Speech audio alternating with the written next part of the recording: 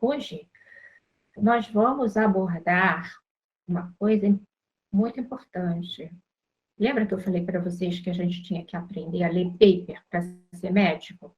Que a gente precisava saber ler sem sofrer, para a gente poder se atualizar. O número de publicações é muito grande, né? Todo conhecimento ele vem através de artigo, de paper. A gente tem que saber ler isso aí. Então, hoje, justamente o nosso tema é esse. É para a gente aprender a ler, interpretar e saber separar quando um trabalho presta, quando o trabalho não presta. Eita, Shirley, você está falando o quê? Você está dizendo, então, que tem trabalho que não presta? Hoje eu vou dizer para vocês o que a gente encontra na literatura e todas as coisas que a gente pode fazer para saber separar o joio do trigo. Perante um artigo, a gente tem que saber avaliar a qualidade dele.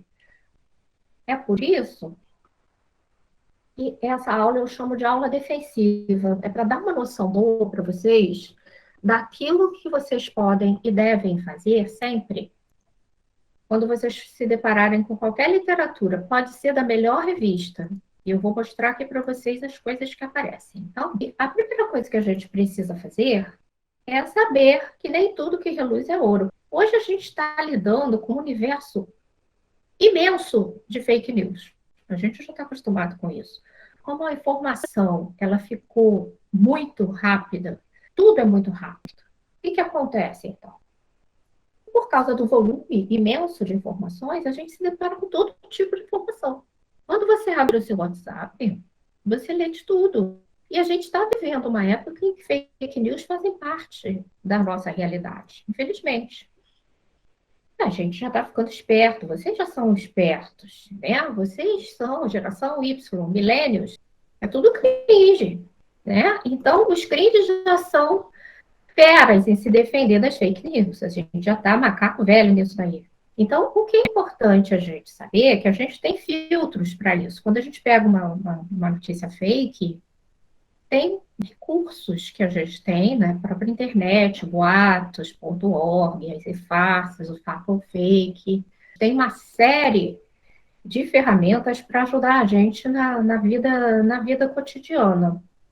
Mas e quando a gente se depara com coisas assim, informações científicas? Olha essa charge aqui. Alguém chegou aqui e falou, ó, oh, 2 mais 2 é igual a 4. Aí o sujeito achou que ele era um gênio por causa disso, porque ele falou uma coisa assim, uma informação preciosa. Aí, na sequência, a criatura vai, faz uma conta de dividir e erra. E aí o uso corrente acha que, como ele era um gênio antes, ele continua sendo um gênio. E a gente tem que ter muito filtro com isso daqui. Quem é cringe aqui que viu o Arquivo X? Eu não posso nem falar. Vocês lembram desse seriado, o Arquivo X? O Arquivo X era uma série que tinha um detetive do FBI e que ele não acreditava em ninguém. Ele era fact-checking o tempo todo. Então, isso daqui ficou quase como um mito. Trust no one.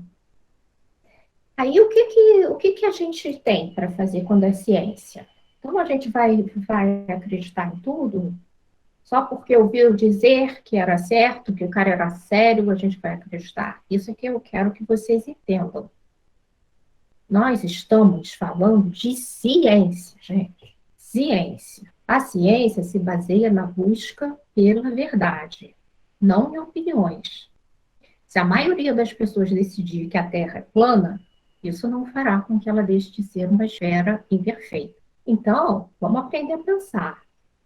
Vamos aprender a tirar nossas próprias conclusões e não acreditar mais em nada, em unicórnios, carochinhas. Às vezes vem uma informação no Zap da fonte assim mais confiável que você acreditaria e de repente a informação não é verdade. Já aconteceu com vocês? O meu Zap está cheio disso aí. Às vezes a gente até fica na dúvida, meu Deus, será que é verdade? Então, sempre questionar, pensar com a cabeça de vocês. Vamos ver como é que a gente faz isso. Olha o Greenhouse aqui no How to Read a Paper. Cerca de 15% das publicações têm elevado valor científico. É o que ele diz. Isso aqui é o pessoal do British Medical Journal que falou. Foi eu não. Então, o restante, 85%, a gente tem que olhar com lupa. Então, quando vocês pegarem uma revista, um paper, não saiam acreditando, não. Vamos começar primeiro a duvidar mesmo, tudo.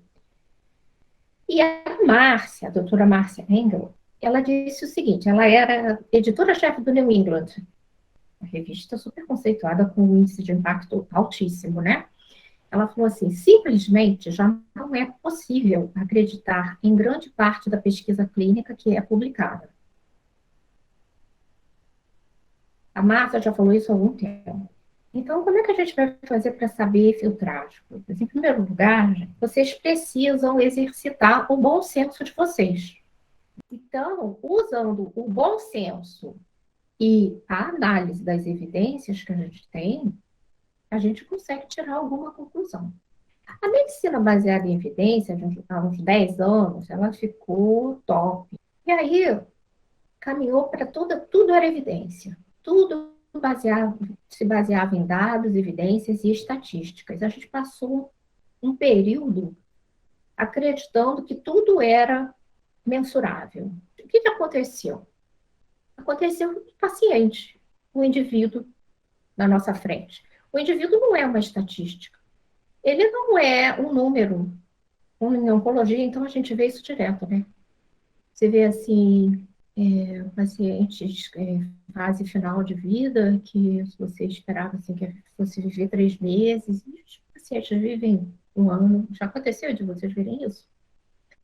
Então, aquela coisa de você sempre usar somente a evidência, a medicina baseada em evidências, a MBE, ela foi um pouco over, ela ultrapassou o limite. Aí a gente começou a pensar um pouco diferente. Né? A ideia era essa, você olhava para a estatística e dava o prognóstico, o tratamento, só que o paciente não lê o livro muitas vezes, ele tem a individualidade dele. E o critério de normalidade é um critério estatístico. Como é que a gente sabe que uma coisa é normal? A gente tende a fazer isso aqui, é muito comum para exames de laboratório. Como é que a gente faz a taxa dos exames de os valores normais dos exames de laboratório? Como é que a gente sabe que a glicose normal vai de 70 a 99? Como é que a gente faz esse cálculo? Baseado numa curva como essa, uma curva em forma de sino, uma curva de Gauss, em que você tira uma média populacional e você calcula para cada lado, 2 desvios para cada lado, você tem a faixa de normalidade, que corresponde a 95% da população.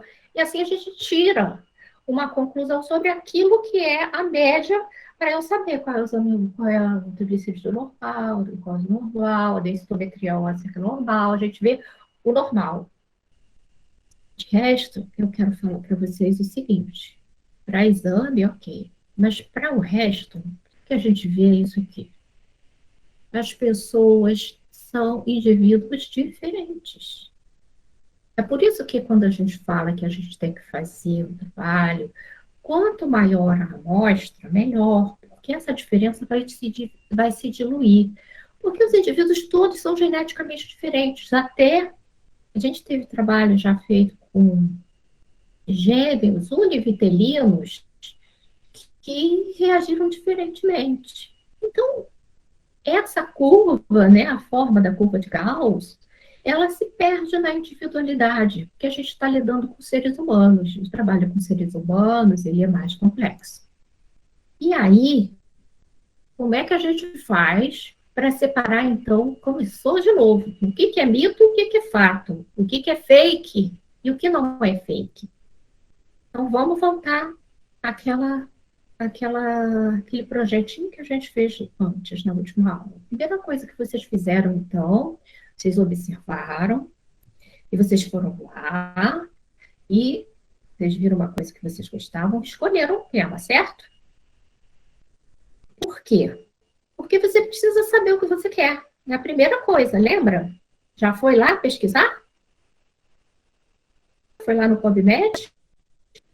Logo na sequência, você então fez aquelas perguntinhas, o que já foi feito, como que posso fazer diferente, melhor, se alguém fez bem feito, fez mal feito, e aí como é que eu vou fazer? Eu vou fazer revisão de literatura, e aí eu vou me deparar com 85% de coisas que o Shirley falou que não são tão confiáveis. Agora eu estou lascado, né?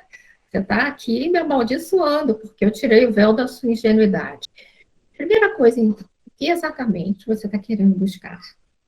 O primeiro passo, indispensável para conseguir as coisas que você quer da vida, é este. Decida o que você quer. Foque naquilo que você quer buscar. Coloque os termos bem exatos, procure acuradamente selecionar os artigos que você quer. Já falei sobre o PubMed, né, que é o Medline, o lugar onde nós vamos pesquisar. Depois a gente vai começar a nossa garimpagem. É aqui que começa o problema. Né? Como que eu faço para descobrir se o artigo é bom? Então, tem um livrinho que ensina umas dicas. Eu tenho até esse livrinho, se vocês quiserem, PDF, não é pirata, tá? Está disponível na internet. É um livrinho legal. E eu, então, tirei algumas diquinhas aqui para vocês, para facilitar a vida de vocês a partir de agora. A primeira coisa que vocês precisam fazer, na hora que vocês se depararem com aqueles resultados lá que você vai obter lá no PubMed, é avaliar os títulos. Avaliar os títulos. Por quê, Chile? Porque, primeiro, o título tem que ser claro, informativo e específico. Segunda coisa, leiam o resumo, aquele abstract, para vocês terem uma visão geral do assunto. Ali tem o objetivo do estudo, o método bem sucinto, bem descrito, rapidinho, os resultados, o que foi descoberto, e as conclusões. Está tudo resumidinho ali para ver se você se interessou, se aquilo realmente fecha com você. Olha aqui um título acerca de lúpus, vitamina D e leucopenia. Aqui foi um artigo publicado na Revista Brasileira de Reumatologia. Acerca de lúpus, vitamina D e leucopenia. Isso aqui parece até conversa de bar. Vamos falar acerca de futebol. Vamos falar. Você não definiu nada. O seu título ele não está especificando nada sobre o que é o seu trabalho, exatamente o que foi feito.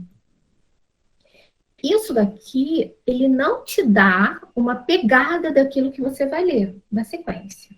Tá? Como se não bastasse, só aqui, continuando isso aqui, esse paper, então, ele fala acerca de lúpus, vitamina D e leucopenia. O que exatamente ele fala, não sei. Então, eu vou ter que ler aqui o resumo. No resumo, ele diz aqui que fala sobre lúpus, que eles fizeram a quantidade de pacientes, que eles verificaram, e eles viram que os pacientes que tinham lúpus tinham mais deficiência de vitamina D no trabalho que eles fizeram. Aí eu já vou dar uma dica para vocês. Gente, quando vocês se depararem com uma coisa dessas, usem o senso crítico de vocês. Quem tem lúpus pode pegar sol?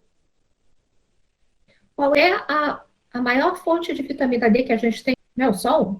Não é o sol? Um paciente que tem lúpus, ele não pode pegar sol. Pode? Não, né? Então, a gente já tem um viés é tudo que contamina o nosso trabalho, é tudo que impede que a gente tenha um resultado afinado com a realidade. Tudo que pode dar falso resultado é o viés. Então, o que a gente tem aqui? Tem um viés de confundimento. Esqueceram que o paciente de lúpus não toma sol. Então, será que essa queda da vitamina D dos pacientes de lúpus que eles observaram era causada pelo lúpus ou era realmente porque os pacientes não pegam sol? Isso não fica claro, não vai ficar nunca, o trabalho não faz isso. Então, você vê um título ruim e um trabalho capenga. Isso geralmente um acompanha o outro, por isso que eu estou falando para vocês. Vejam os títulos, tá? Olha o título legal. Efeito da dieta e do ciclismo indoor sobre a composição corporal e o nível sérico-lipídico. Ele deu uma exata ideia daquilo que eles mediram aqui, foi o nível sérico do lipídio, e o tratamento, a hipótese que eles testaram, a dieta e o ciclismo indoor. Spinning. Ah, então, muito bem. Aqui eles verificaram que o ciclismo indoor e a dieta contribuíram no combate ao sobrepeso, bem como no controle do nível sérico dos lipídios. Olha só, um resumo todo estruturadinho, mostra aqui o objetivo, por que foi feito o estudo, a metodologia foi descrita aqui, ó, quantos pacientes foram, a idade, quais foram submetidos à dieta, quais foram, eles falam tudo, tá?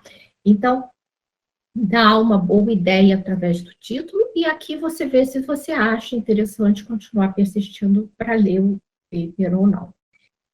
Isso aqui é muito sintomático. Quando você pegar um paper com um título ruim, começa a desconfiar, né? Pode acontecer, às vezes, do estilo do autor ser ruim, no final do trabalho até você espreme, sai alguma coisa, mas, em geral, uma coisa acompanha a outra. E leiam revisões sistemáticas e meta-análises. Muito importante, porque tanto as revisões sistemáticas quanto as meta-análises, elas englobam um grande número de pacientes, de trabalhos. Na revisão sistemática, você faz uma análise, o autor, quando ele faz uma revisão sistemática, ele faz uma análise crítica e discute vários estudos randomizados e controlados, os famosos RCTs, que vocês estão ouvindo falar direto. Ah, não, essas coisas de Covid não presta. Tem que ser estudo randomizado, controlado, não é isso? As revisões sistemáticas, elas, na verdade, elas já são bem caminho andado, já vai fazer um resumo da literatura para vocês. Você já pega tudo mastigadinho e já é um monte de estudos, geralmente uma amostra enorme, e te oferta assim, um monte de informação numa leitura só. É um trabalho que dá um trabalho danado para fazer, o autor que faz uma revisão sistemática, ele tem um trabalhão, mas para a gente que está lendo, é um adianto. Mas, Shirley, então, eu devo só ler revisão sistemática? Não. Eu digo que quando você não sabe nada, se você não tem nenhum conhecimento sobre o assunto, se você quer começar, eu acho que você deve começar por aí.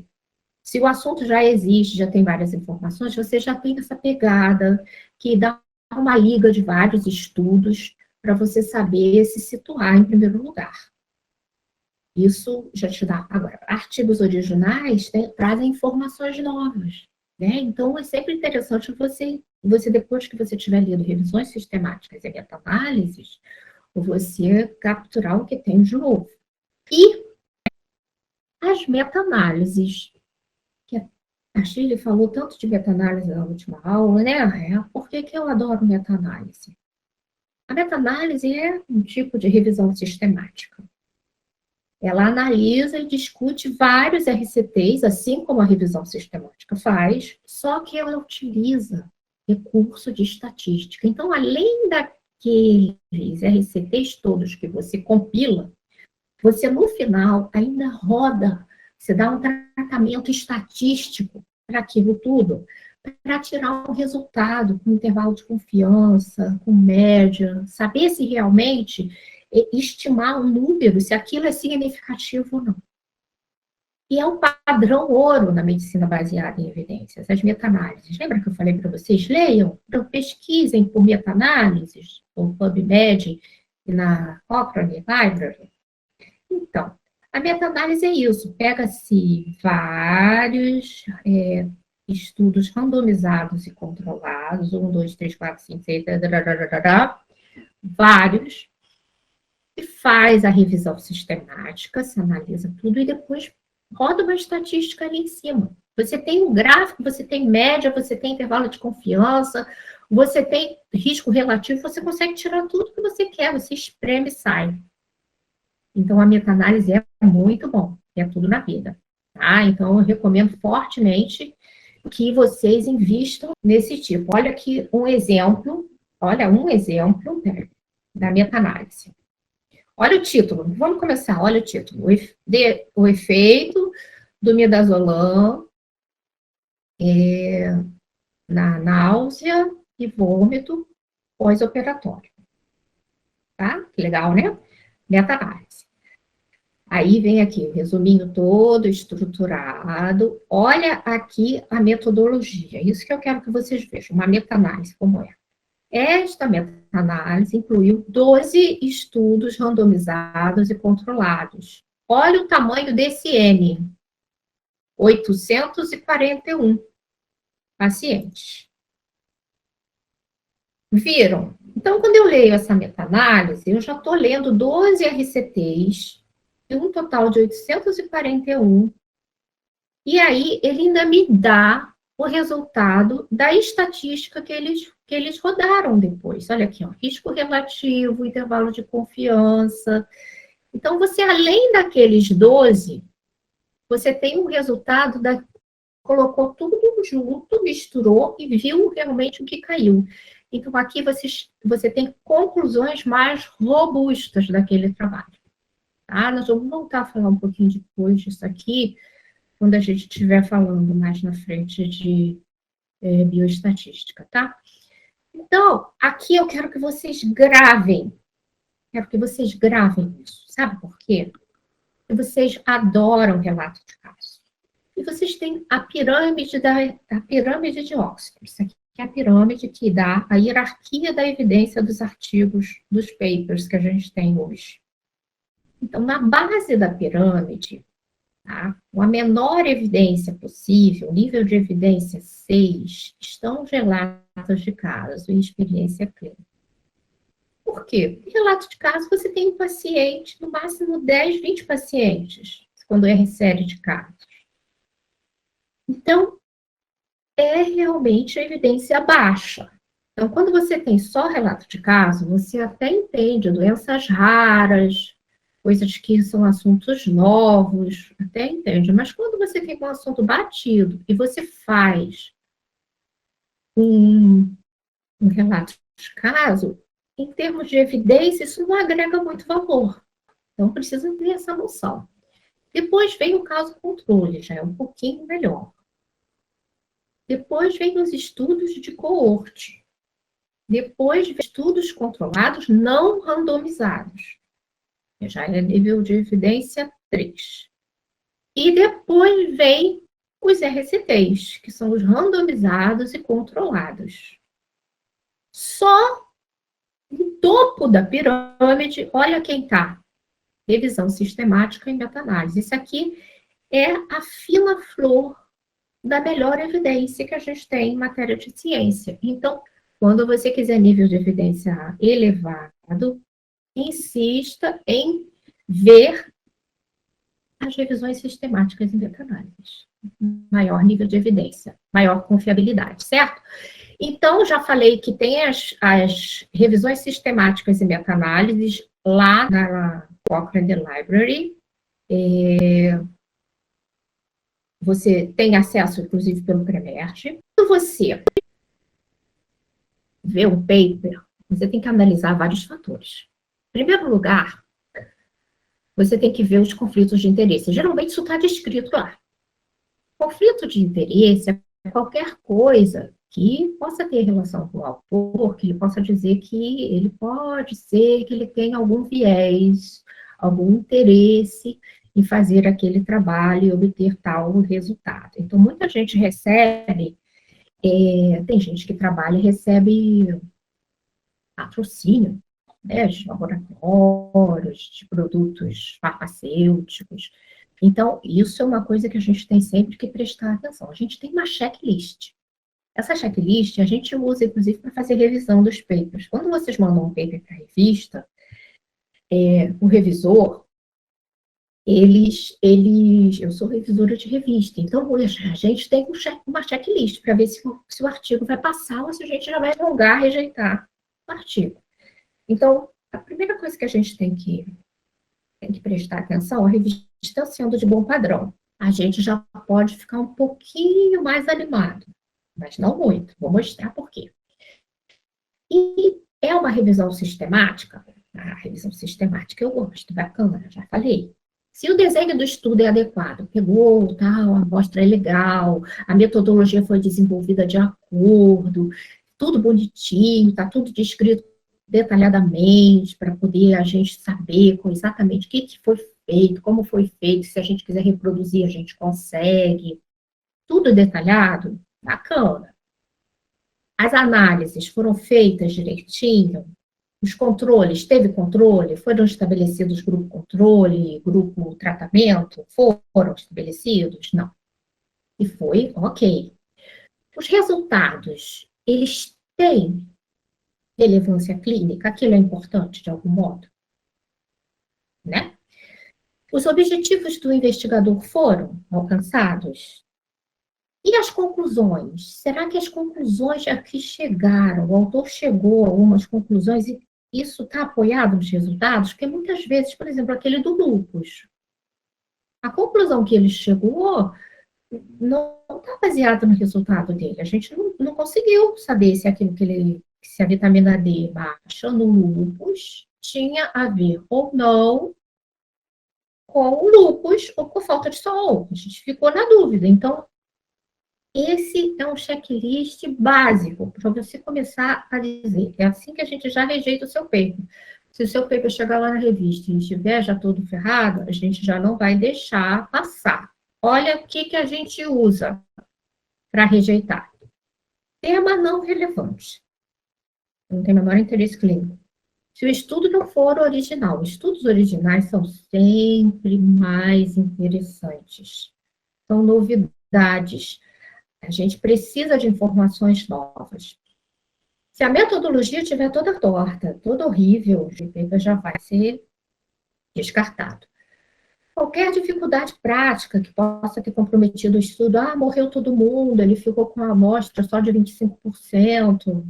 Isso é uma coisa que compromete o estudo. Como é que eu vou ter o resultado se 75% morreu, ou se 75% desistiu? Se contaminou com alguma coisa. A amostra pequena é uma limitação importante. Se os controles estão contaminados, se não foram feitos adequadamente, se a análise estatística foi errada, se o estudo não testou a hipótese do autor, se na verdade no final não chegou a conclusão nenhuma, ou se chegou a uma conclusão injustificada, como a história do lúpus com a vitamina D, que é um negócio que a gente não consegue concluir, se existe um conflito de interesse significativo, você presta atenção. E se a redação estiver ruim, gente? Se a redação estiver ruim, aí realmente é... Calma, né? Vamos pensar, vamos escrever com calma, porque isso daqui realmente é critério para rejeição de cara. Você vai mandar seu paper e você vai ser gongado de cara, se estiver ruim assim. Em relação à pesquisa, os desvios éticos que a gente vê nos trabalhos, isso é uma coisa que eu quero conversar com vocês. Isso é outro fator que a gente tem visto muito comumente e cada vez mais os desvios acontecendo. A pesquisa em seres humanos, ela exige que a gente tenha princípios que sejam respeitados. Nós não podemos atropelar nada disso. E tem coisas que se referem a pesquisadores e aos participantes. Todos têm o seu quinhão de responsabilidade. O pesquisador, ele tem que arcar com todos esses princípios éticos. Nós vamos falar mais sobre isso quando a gente for falar sobre ética e bioética. Então, no nosso código de ética médica, que tem até um novinho aí que está na praça, recomendo que leia. Está escrito textualmente que você não pode deixar de obter aprovação de protocolo para realização de pesquisa em seres humanos, de acordo com a legislação vigente. Nos papers, isso vem escrito. Na metodologia está escrito isso. Vem exatamente assim. O trabalho foi submetido e aprovado ao Comitê de Ética da instituição. Vocês já viram isso nos papers? Tem que estar escrito isso. Você está fazendo pesquisa com o ser humano, não pode deixar de ter isso. É vedado ao médico deixar de obter do paciente o termo de consentimento. Já falamos sobre isso também na última vez. É vedado ao médico deixar de manter independência profissional e científica em relação a financiadores de pesquisa médica, satisfazendo interesse comercial ou obtendo vantagens pessoais. Isso é uma transgressão grave. Artigo 107 do nosso Código, em atenção, publicar em seu nome trabalho científico do qual não tenha participado, bem como omitir do artigo científico o nome de quem dele tenha participado. Então, atenção aqui, parou aqui. Muitas vezes o que a gente vê é o que a gente chama de trem da alegria. Aquele monte de gente que fez um trabalhinho que nem é tanta gente, né? Uma amostra pequena, mas aquele monte de autor. E ali, muitas vezes, a maioria das pessoas que revisou o trabalho é um deslize ético, uma infração ética grave e dá problema. Por quê? Se o trabalho tiver algum problema, se o trabalho cair em alguma exigência e tiver alguma evidência de má conduta, aqueles nomes todos que estão ali, o trem da alegria todo, é responsável. Existe uma coisa chamada responsabilidade solidária. Se o seu nome está no trabalho, subentende-se, você é responsável por tudo que está escrito ali, para o bem ou para o mal. Então, cuidado quando vocês forem fazer trem da alegria, tá bom? Eu vou dar um exemplo aqui de um negócio que deu problema. Mais um. É vedado ao médico deixar de zelar pela veracidade, clareza, imparcialidade das informações apresentadas, bem como deixar de declarar relações com a indústria de medicamentos, órteses, próteses, equipamentos, implantes, quaisquer conflitos de interesses. Você é obrigado a declarar. Isso tem lá um local no seu paper onde você vai dizer conflito de interesse, potencial conflito de interesse. Você vai dizer lá. Então, agora, eu quero falar para você sobre uma coisa que vocês cometem muito frequentemente. E vocês, na ingenuidade de vocês, acham que isso daqui não vai dar problema para vocês. É o famoso plágio. Quando você faz Ctrl+C e Ctrl+V na hora de escrever o seu TCC, o seu paper, o que seja, sem colocar fonte, você está cometendo um crime, sabia? Não faça isso. Isso, tá, é crime tipificado no Código Penal. Além de ser tipificado no nosso Código de Ética, ele também está no Código Penal, é crime. Plágio é crime. Ctrl+C e Ctrl+V, jamais. Reescrevam com suas palavras e cite o nome do autor. Nunca fale, nunca repita as palavras de outras pessoas sem colocar o nome de quem foi que falou. Isso dá problema. Olha aqui, ó. Código Penal, artigo 184. Violar direitos de autor e os que lhes são conexos. Pena de detenção de 3 meses a 1 ano ou multa. Além disso, no nosso código está escrito isso também. É vedado ao médico apresentar como originais quaisquer ideias, descobertas, ilustrações que na realidade não sejam. Então, cuidado. Cuidado com imagens. Cuidado, nunca coloque uma imagem sem obter autorização de quem foi. Quando você fizer uma tabela, quando você fizer um gráfico, Se você não for o autor, ou se você fez uma adaptação de alguma coisa, de uma tabela de um autor, você adaptado coloca o nome da pessoa que fez. Só para vocês saberem, os revisores das grandes revistas, eles têm programas anti-plágio instalados. Quando você submete o seu paper, até o seu TCC, ele passa por um programa. A gente consegue detectar trechos inteiros que você copiou e colou. Para você ter ideia, no meu computador, eu que reviso o TCC de vocês, eu tenho esse programa aqui, que é o CopySpider. Além disso, todos esses programas aqui, os editores têm. Então, quando vocês mandarem um paper para o editor, lembre-se disso. Tá? Existe um filtro, o plágio é detectável, os programas fazem isso. E fazem mesmo. Vou contar uma experiência pessoal que aconteceu comigo. Eu fiz um paper para uma revista, foi publicado na revista, tudo direitinho, maravilha. Aí depois eu fiz o trabalho com uma nova amostra, usando uma nova droga, mas usei mesmo respirador, usei mesmo a metodologia que eu utilizei, eu adaptei para o próximo trabalho. Então, como a metodologia era a mesma, eu copiei a minha metodologia que eu já tinha feito antes. Olha só, o que eu já tinha mandado como metodologia, meu texto, não plagiei ninguém. Eu só mudei a droga, o N, né, o número de pacientes, eu adaptei, mas teve trechos inteiros que era a mesma coisa. Aí chegou lá, a resposta você manda para a revista e aguarda. Aí o revisor cite o autor que você usou na sua metodologia. Aí eu fiquei assim, falei assim, gente, mas o autor sou eu.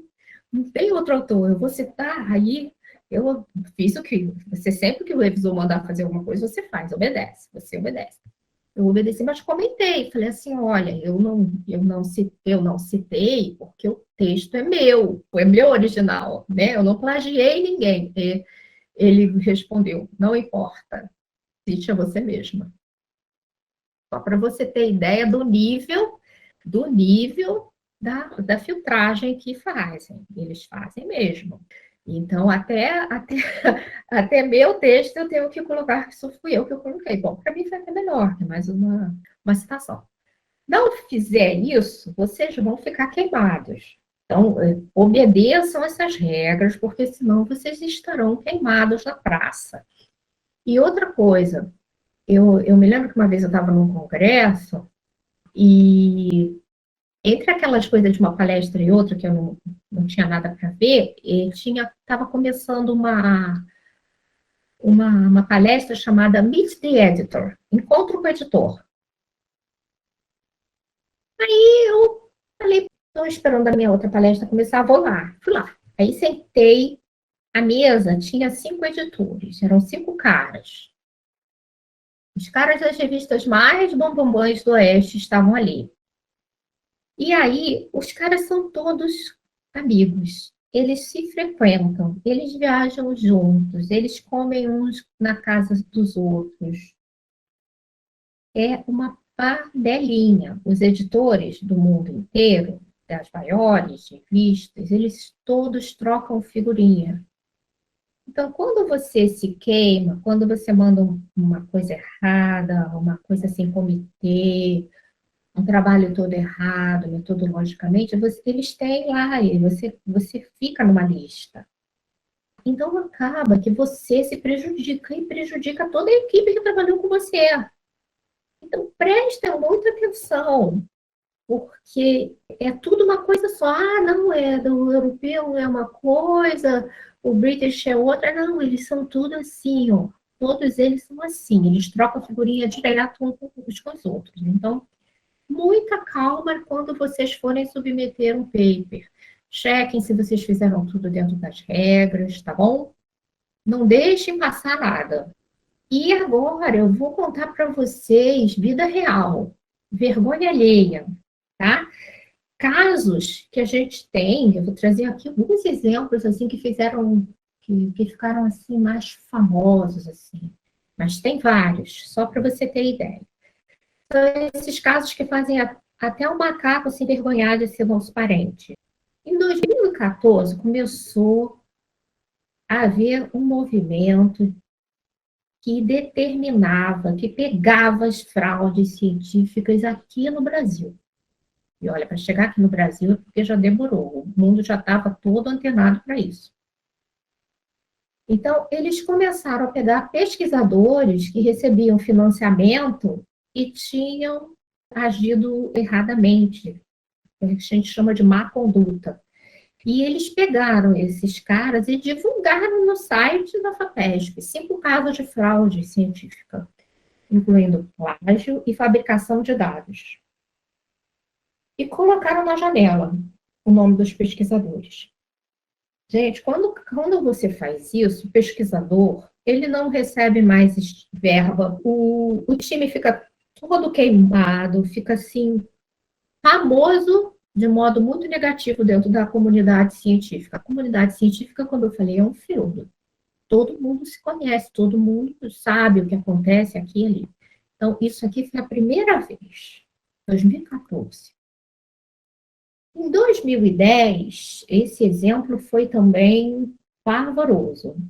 Wakefield era um médico inglês e ele escreveu um paper relacionando a vacina tríplice, a MMR, sarampo, cachumba, rubéola, com o autismo. Vocês lembram disso? Isso teve uma repercussão. Isso, o estrago disso até hoje repercute isso aqui. Tem os xiitas da vacina na Europa, nos Estados Unidos, se aproveitaram até hoje disso aqui, acham que tem alguma coisa a ver. Ele disse que as crianças as autistas tinham a presença do vírus do sarampo, e isso não se comprovou. O próprio parceiro dele foi quem denunciou. Não, isso não é verdade, isso foi mentira, isso foi dado fabricado, não aconteceu nada disso. Passado um tempo, anos depois, se descobriu que ele fez isso porque ele tinha interesse, ele entrou com pedido de patente, olha a situação. O Wakefield, ele tinha entrado com pedido de patente para uma nova vacina contra o sarampo. Então, ele estava querendo detonar a concorrência. Se ele falasse mal da MMR, ele abria campo para a vacina que ele estava junto com o laboratório, ele estava mancomunado com o laboratório para fazer isso. Perdeu a licença e ele não pôde mais exercer a medicina. Acabou a carreira dele, mas o estrago permanece até hoje. Até hoje a gente tem gente que ainda acha que a vacina está relacionada com o autismo. Aqui na Itália, um caso de prisão. 9 cardiologistas foram presos por fraude e má conduta na Itália. No caso, o negócio fica sério. Aqui, um caso também super famoso, numa revista maravilhosa, um impacto gigantesco, a revista Nature. Essa japonesinha, ela pertencia a um laboratório lá no Japão, né? E ela foi uma das autoras do paper, do grupo, né? Um grupo lá do Japão, e que falavam que eles tinham desenvolvido células-tronco em laboratório, in vitro. Imagina o impacto disso. Eles pegavam células de animais, mudavam o pH e aquela célula virava uma célula pluripotencial. Você podia fazer o que quisesse. Olha o impacto disso. Isso é uma coisa fabulosa. A gente pegar uma célula e poder formar qualquer tecido, um órgão, curar todas as doenças. Isso caiu igual uma bomba na comunidade científica. É a cura de um monte de doenças. E aí, publicou na Nature, aquela repercussão. A Nature é uma revista super lida, né? E aí os pesquisadores começaram a tentar reproduzir a pesquisa nos laboratórios para fazer a famosa célula tronco, e ninguém conseguia. né, reproduzindo a metodologia que ela tinha descrito, né, o grupo tinha descrito, ninguém conseguia reproduzir, fazer a famosa célula-tronco lá, a partir do que ela tinha falado.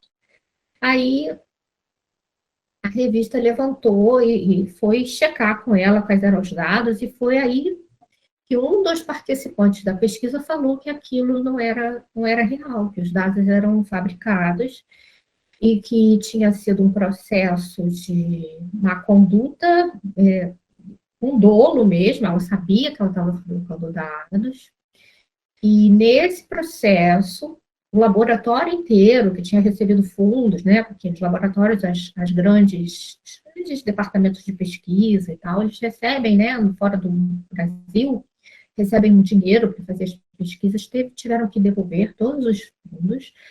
O paper foi retirado da revista e o chefe do laboratório foi encontrado enforcado dentro do laboratório dele.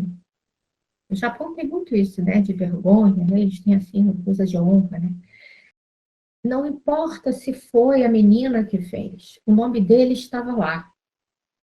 É isso que eu quero dizer para vocês. Quando vocês fizerem alguma coisa, vocês têm que pensar que todo mundo que está lá, assinando o trabalho junto com você, é responsável pelo que você fez. Então, aqui acabou a carreira, acabou até a vida, né, dos sujeitos, né? Ainda tiveram que resolver lá os problemas lá, de devolver o dinheiro e tudo. E aqui um caso que também ficou super famoso, há uns 5 anos atrás, a fosfetanolamina. Me lembra disso? Deu no Fantástico, a mídia inteira ficou polvorosa, porque um cientista da USP, lá de São Carlos, disse que ele tinha descoberto a cura do câncer. Vocês lembram disso? E eram cápsulas que podia ingerir. Então, tinham pacientes, olha só que situação, tinham pacientes que eram pacientes terminais, eram pacientes que estavam fazendo ciclos de quimioterapia com pouca resposta. Os pacientes pagaram os tratamentos para usar o medicamento. Detalhe, o medicamento, ele tinha sido testado in vitro.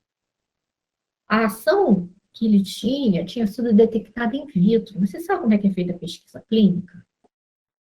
Como é que a gente faz pesquisa clínica? Vocês estão ouvindo muito falar vacina, fase 3, né? Isso, né? Pegaram esse trabalho in vitro, que ainda não tinha sido testado em humanos. Como é que a gente faz pesquisa? Então, vamos lá. Primeiro, a gente faz a pesquisa in vitro. Depois, a gente faz pesquisa em animais. E aí, animais, a gente começa animal de pequeno porte, de médio porte, grande porte. Então, começa no camundonguinho, depois vai pro cobaio. O cobaio é um porquinho da Índia, tipo um porquinho da Índia. Depois vai pro cachorro, depois vai pro macaco, né? Assim, aí só depois vai testar em humanos. Fase 1, testa em pequeno número de pessoas. Depois, fase 2, um número maior de pessoas. Depois, fase 3, um número maior ainda, para ver se aplica, se tem efeito colateral, se realmente tem eficácia. E aí, depois, na fase 4, é que existe a aprovação daquilo no departamento responsável, da vigilância sanitária, FDA, Anvisa, o que seja. Nós estamos hoje vivendo um atropelo por causa do coronavírus, em que a gente liberou vacina com teste em fase 3, certo? Mas por quê? Por causa do desespero, a gente está desesperado. O certo era esperar, mas a gente não está podendo. Então, a gente tem que testar a vacina, a fase 3 somos nós. Então, estamos evoluindo. Graças a Deus deu tudo certo. Até agora parece que está tudo bem, né? Mas esse caso da fosfetanolamina foi tipo um atropelo absurdo. É tão absurdo, morreram, as pessoas morreram. Depois eles fizeram um trabalho para avaliar o efeito da fosfetanolamina, 70% dos pacientes já tinham morrido. Só teve um paciente que melhorou, que era câncer de pele. Acho que também você não pode atribuir a fosfetanolamina quando você teve 70% de mortalidade. Então, foi um desespero. Os pacientes largaram a quimioterapia. Foi, assim, um caso de vergonha alheia grotesco. foi aprovado com decreto, isso foi para a Câmara, a imprensa pressionou, todo mundo pressionou, isso virou decreto, e o trabalho, o STF embarreirou. Então, um caso tão absurdo, tão absurdo, que nem errado é. Outra coisa, esse aqui é mais recente, esse aqui é o Didier Raoult, que foi o primeiro que falou sobre a cloroquina, março de 2020. Vocês lembram dele? Ele é um francês polêmico. O próprio pessoal lá o próprio pessoal da França acha ele assim um pouco ético, né? Ele tem umas coisas. Ele diz o seguinte: olha o que ele fala. Nunca fiz um estudo duplo cego, nunca. Tampouco qualquer coisa randomizada. Ele fala isso, bate como se fosse orgulho disso. E aí, em março de 2020, não sei se vocês lembram disso, saiu um artigo, primeira coisa foi até publicado na mídia, depois que saiu o artigo. Aí, o que ele disse? Ele publicou um vídeo no YouTube. Ele publicou dizendo que ele tinha feito um trabalho com azitromicina e cloroquina e que coronavírus, game over. Acabou, resolvido estava o problema do coronavírus, isso em março de 2020. O trabalho dele foi todo errado. Ele pegou um grupo pequeno, uma amostra muito pequena, de 18 pacientes. Os pacientes que morreram, ele retirou do estudo. O estudo dele não tinha comitê de ética, ele não passou pelo comitê de ética, o grupo da azitromicina e cloroquina. Foi cheio de erros, o próprio pessoal da equipe dele detonou ele no final. E no dia 27 de maio, no final de maio, diante da ausência de evidências científicas, a França decidiu proibir o uso da hidroxicloroquina no combate à Covid-19 em todo o seu território. Então, isso não sei se vocês lembram dessa imagem do elefante. O Didier, o que ele fez? Na verdade, ele pegou aqui essa fitinha aqui, o fio do cabelo do elefante e disse para a comunidade científica, Covid, game over, acabou. Eu achei o elefante, foi isso que ele fez. Lembra que eu falei para vocês que não pode fazer isso?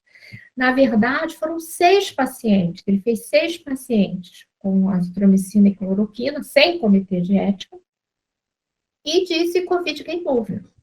Por isso, ele foi denunciado na França por má conduta, todos esses erros crassos que ele cometeu, e ganhou um prêmio. Ele ganhou um prêmio. Russ Razor, em medicina, a gente tem o princípio de Ockham, que norteia a gente. Depois vê o que é isso.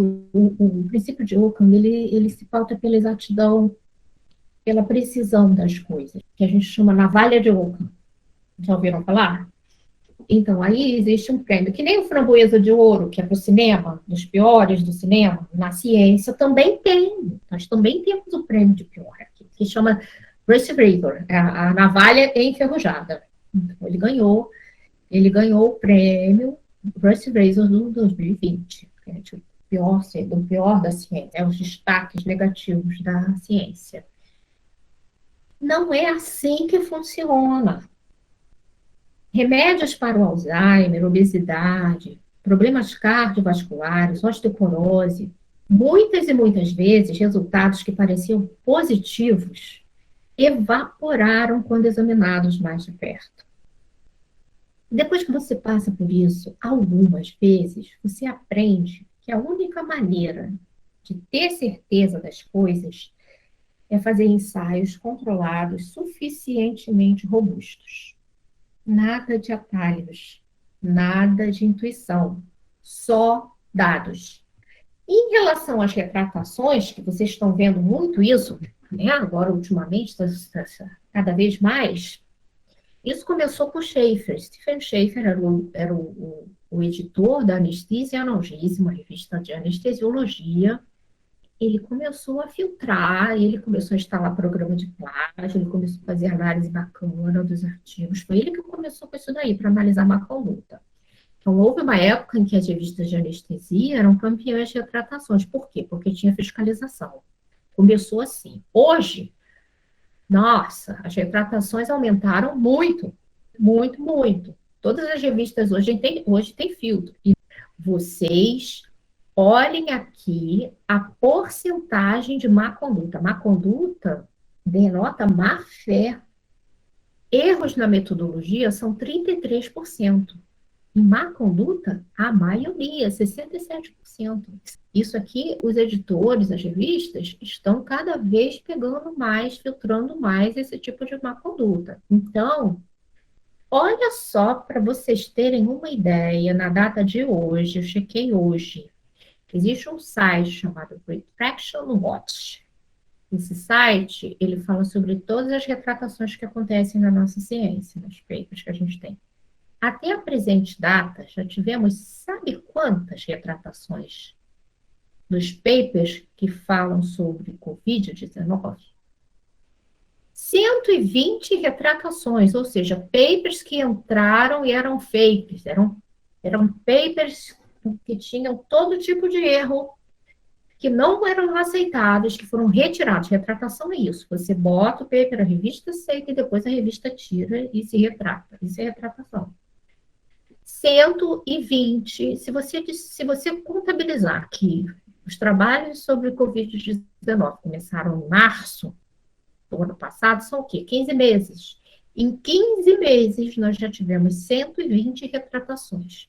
E isso, vocês viram, Lancet, New England, não poupa ninguém. Nature, a gente teve retratação de tudo quanto é revista. Então, olha aquele conceito. Filtrem. Vocês vão ter que avaliar e tirar a sua conclusão. Vocês vão ter que chegar na sua conclusão final, se aquilo presta ou não. Não adianta ir na conversa de ninguém. Em termos de novidade, tem muita novidade ruim. Então, olha as causas de má conduta que a gente vê com mais frequência. Fabricação de dados. É quando você expõe dados, procedimentos ou resultados que não foram realizados. Você inventou. Você inventou coisas.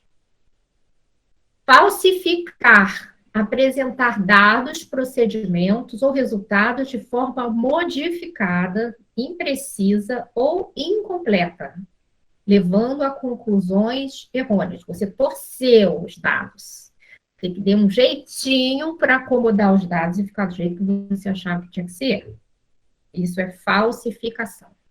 Plágio, já falamos, né? Usar ideias, conteúdos de outras pessoas sem dar o devido crédito. Você pode usar a ideia. A gente não está aqui para inventar a roda. Você pode usar, mas você não pode deixar de dar o crédito ao autor. E duplicidade de publicação. Gente, olha, eu canso às vezes de ver isso. Se vocês publicaram numa revista, vocês não podem publicar em outra. Quando vocês submeterem o seu paper para um lugar, para uma revista, vocês têm que esperar a revista dizer se ela vai aceitar ou se não vai. Você não pode submeter para várias revistas. Você tem que submeter uma de cada vez, porque se você cair no azar, ser aceito por mais de uma revista de uma vez, duplicidade de publicação, você vai ter que responder por isso. Isso é má conduta. Não pode. Vamos ficar atentos, não confiar em nada do que vocês lerem, ter esse filtro mental. Você tem sempre que colocar sua mente em ponto zero quando você for ler um paper. Analisa essas coisas, vê direitinho, analisa se a metodologia está certinha, se o título está bacana, e avalia criteriosamente, sem acreditar em ninguém. É assim que a gente vai conseguir fazer as mudanças que a gente quer. E a gente vai conseguir entender essa avalanche de informações que chega, cada dia chega uma coisa, isso serve, isso, aquilo, convide isso, convide aquilo, você não tem, você fica maluquinho. Então, leiam os artigos com calma. Passem aquela checklist. Aprendam a pensar com a cabeça de vocês, fora da caixa, mas dentro da ética. E sempre obedecendo às regras. E anotem meu e-mail Qualquer dúvida, podem falar comigo. Nosso próximo encontro, a gente vai falar um pouquinho sobre noções de epidemiologia. Então, boa noite.